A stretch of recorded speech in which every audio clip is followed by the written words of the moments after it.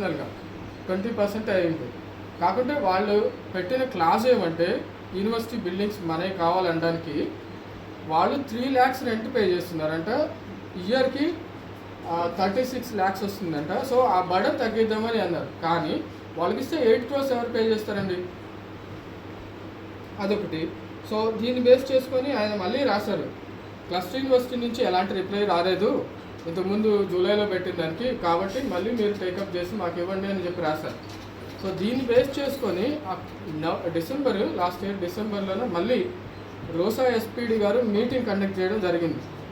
So ఈ meeting conduct చేసి మాకు ఇచ్చేసేయండి ఆ బిల్డింగ్, పాతదైనా ఇచ్చేసేయండి కొత్తదైనా ఇచ్చేసేయండి, రాసుకొని నోట్ పెట్టండి అని అంటే, సారు మేము బాగా ఇంటరాక్ట్ అయినా ఇవ్వలేమని చెప్పేసాం. దాని తర్వాత ఆయనకి రిటర్న్ పూర్వకంగా కూడా ఇచ్చేసాం, ఇవ్వడానికి వీలు పడదండి. సో దీంతో పాటు మనకు కావాల్సింది ఏమంటే అండి, ఈ కాలేజ్కి అర్జెంటుగా కావాల్సింది, మనకు గర్ల్స్ ఎప్పటి నుంచి ఇక్కడ వచ్చారో తెలియదు కానీ గర్ల్స్ హాస్టల్ ఖచ్చితంగా నెసెసిటీ ఉందండి మనకు.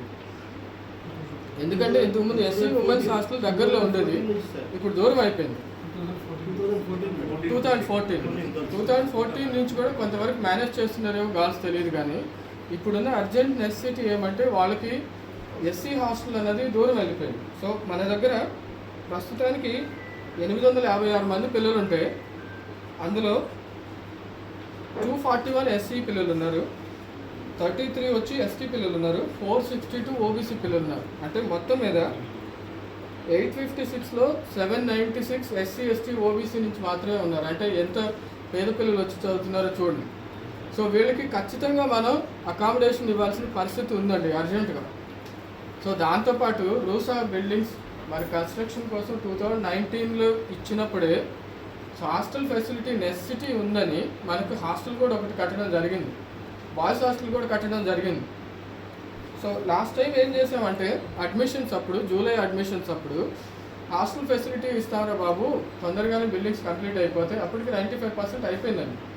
సో జూలైకి ఏ స్టేట్ ఉందో అదే స్టేట్లో ఉంది ప్రస్తుతానికి కూడా బిల్డింగ్ పరిస్థితి, అంటే 95% పైన అయిపోయిందండి. సో మనకి ఇవ్వాల్సింది జస్ట్ ఎలక్ట్రిసిటీ కనెక్షన్ ఇస్తే చాలు. సో ఇలా జరుగుతుంటే అప్పుడే మనకు 2019లోనే ఇక్కడ నెసెసిటీ ఉందని హాస్టల్ బిల్డింగ్స్ ఇచ్చారు. హాస్టల్ బిల్డింగ్ కూడా మీకు అక్కడ కొత్త బిల్డింగ్ ఎదురుగా కన్నా చూడగలిగితే ఉందండి. సో హాస్టల్ ఫెసిలిటీ ఇప్పటికి అర్జెంటుగా నెసెసిటీ ఉందండి. వీటన్నిటిని బేస్ చేసుకొని మన పిల్లలకి ఖచ్చితంగా హాస్టల్ ఫెసిలిటీ కావాలా. ఈ బిల్డింగ్ని వదిలేస్తే ప్రాబ్లం ఏమంటే, సో అక్కడున్న వైస్ ఛాన్సలర్ గారు కూడా సైన్స్ ఫెలోనే.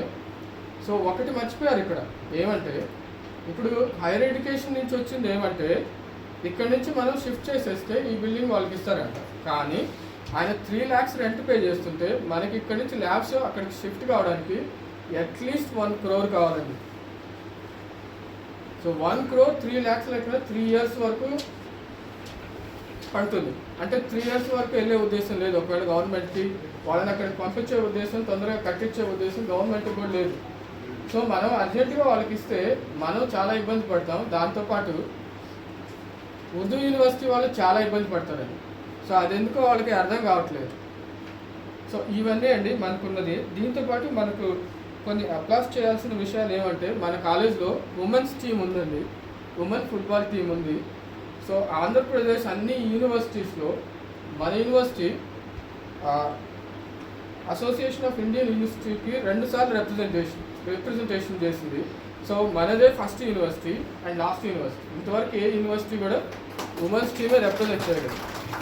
సో దానికోసం వాళ్ళు పీడీ గారు మేడం గారు చాలా కష్టపడుతున్నారు, గ్రౌండ్లు వాళ్ళ సొంత డబ్బులతోనే చేశారు. సో ఈ బిల్డింగ్ ఇచ్చేస్తే ఉమెన్స్ వచ్చి ఎక్కడ ప్రాక్టీస్ చేయాలండి? సో చాలా ఇబ్బందులు ఉంటాయండి. దాంతోపాటు మనకు వాళ్ళు కూడా పెద్ద ఇబ్బంది ఉందండి. వాళ్ళు ఆ సైడ్లో లేకపోవడం వల్ల